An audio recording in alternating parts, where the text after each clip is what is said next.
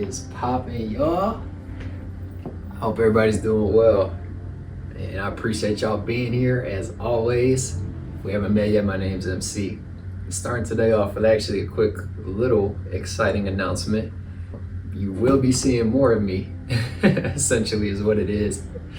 I'm gonna be ramping up to drop short form content, like a video pretty much once a week, opposed to bi-weekly. It's how I've kind of originally had things structured ever since I kind of made my channel. I've obviously had some ups and downs and a lack of consistency in some ways. So I'm really looking to build that in and honestly just kind of put more positive, encouraging, hopeful, and optimistic content out there, opposed to, kind of what the world throws at us. I know there's a lot of stuff out there, and especially being adults, like really no matter what phase of life you're in, you always have a lot of responsibilities. My hope is to just kind of be a soft spot or a light or a little bright spot in any way, just throughout your week, throughout your day, whenever you end up stumbling across this video or any videos that I create, just because I know that the world is such a crazy place. It's such a dark place, so much evil around us, and ultimately that's where I hope that if you do come across any of my content, that it just helps you feel a little bit more encouraged. You leave with a sense of peace, sense of hope. Also, I want to challenge you as well, to become a better version of yourself, as I always say, but ultimately, yeah, I'm just looking to kind of put more of that out there, as I feel like now more than ever, the world needs it. We all need it. I personally need it too, like right there in the same boat with y'all. So that's where I wanted to start. Again, appreciate all the love and support, but you will be seeing more of me.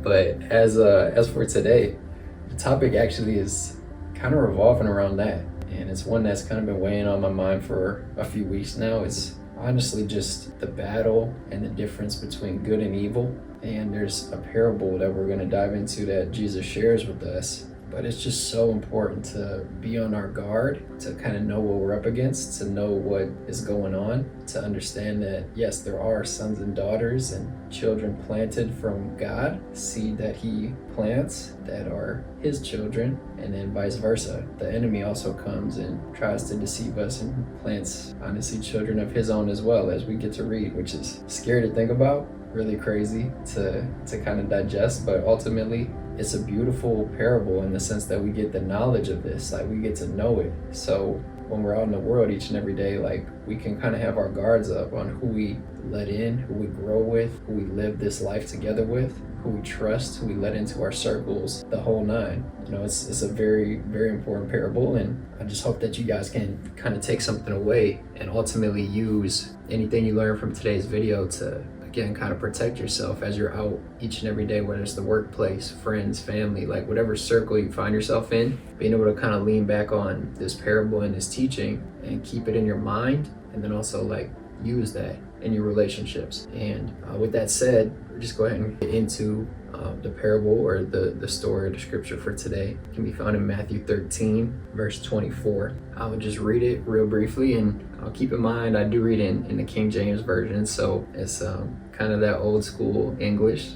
It's hard to follow sometimes. It's not everyday words that we use, but yeah, definitely kind of read along with me, and I'll stop and kind of insert some things as we go through this quick story. But yeah, it'll be about 6 verses, and starting in verse 24, another parable he put forth unto them, saying, the kingdom of heaven is likened unto a man which sowed good seed in his field. But while men slept, his enemy came and sowed tares among the wheat, and went away. But when the blade was sprung up and brought forth fruit, then appeared the tares also. So the servants of the householder came and said unto him, Sir, didst not thou sow good seed in thy field? From whence then hath it tares? He said unto them, An enemy hath done this. The servants said unto him, Wilt thou then that we go and gather them up? But he said, Nay, lest while ye gather up the tares, ye root up also the wheat with them. Let both grow together until the harvest. And in the time of harvest I will say to the reapers, Gather ye together first the tares, bind them in bundles to burn them, but gather the wheat into my barn. Wow, this is just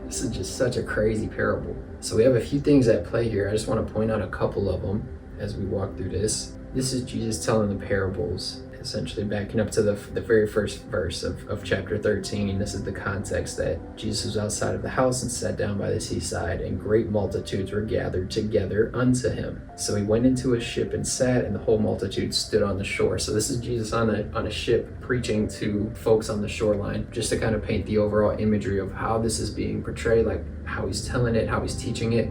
And this is, again, a story in Matthew, so it's coming from Matthew. He was there that day recording this as an eyewitness, and he was one of Jesus's followers and disciples. And so with that, this is Jesus saying, the kingdom of heaven is likened unto a man which sowed good seed in his field. So the field represents the earth, and the seed represents us. Like people, he sowed us into the earth. God sowed good seed into the field, right? So we see God is sowing good seed into his field. There's also ownership of the field. It says it's his, which is the kingdom of heaven, which is God's. But in verse 25, it says, while men slept, his enemy came. So God's enemy came and sowed tares among the wheat. Tares is synonymous with weeds. So it's essentially, he sowed weeds among the wheat.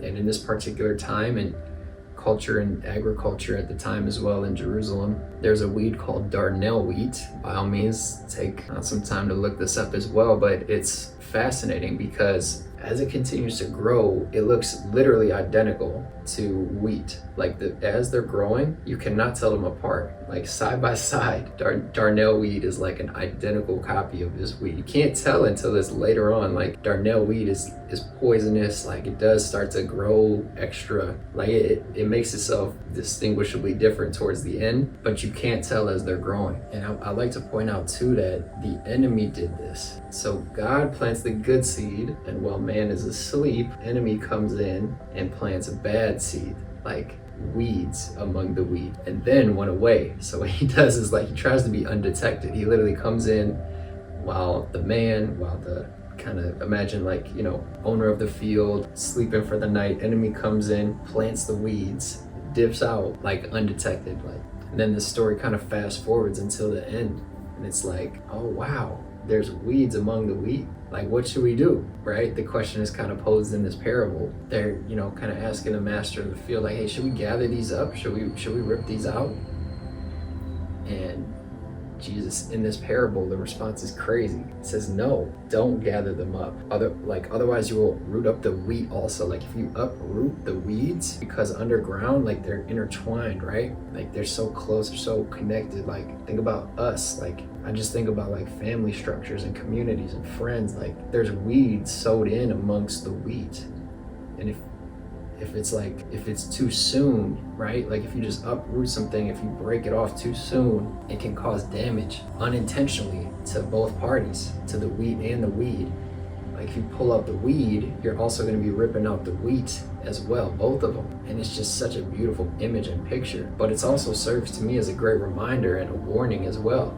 Because it's like, if I know I'm a wheat, if I know I'm planted by God, I know I'm good seed, and I'm growing, on the left and on the right of me, in front of me, behind, wherever, like all around me, could also be weed or darnel weed growing, and it looks identical. Like they might have all the outside glamour and appearance of like somebody who's a believer and a follower and a good person, and it's like they're growing with me and walking with me and living this life with me.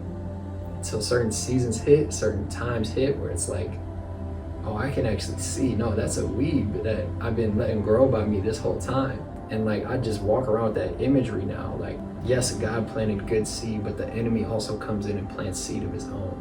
And again, it's scary. Like it's a crazy thought, to be honest. Like there's literally evil being planted around me and I don't know.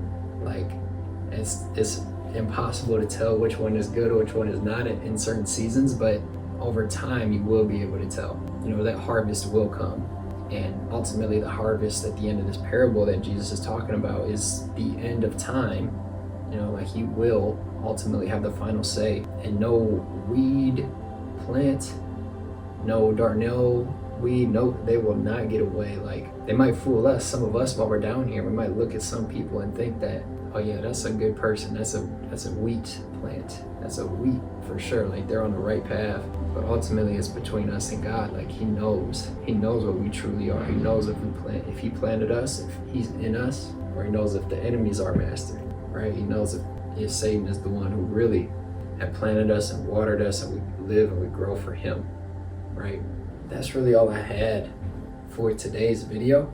I hope it's thought-provoking in some ways. This one really hit. Like, I've heard this parable before and the story before, but I guess I never really thought about it a couple layers deeper than that. Like, I was like, oh yeah, of course there's good people and there's evil people. We hear that growing up. Like, there's good in this world, there's evil in this world. But I kind of always had that question of like, well, if God's good, why does evil things happen and why does bad stuff happen? And I'm sure maybe you've been there as well. But ultimately, it's like we can see it through this text that it's the enemy, like came and sowed evil and sowed these weeds while the guard was down of the gatekeeper. It is not God who sowed all of that. Like, God sowed the good seed. That was His original intention. Since Adam and Eve, He sowed good seed in the Garden of Eden. That's how it's supposed to be. That's how life was supposed to be. So the enemy came in, deceived, and led us astray. Sin entered the world, and that gave the enemy a foothold, enough strength and power to come in and sow chaos and sow sin and sow evil.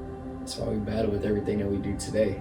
It's been an ongoing battle since the garden and until now between good and evil. And again, I just hope that you're able to take something away from this and maybe even just analyze your circle, analyze your family, analyze your closest people. Really look at it and say like, oh yeah, these are weeds, these are wheat.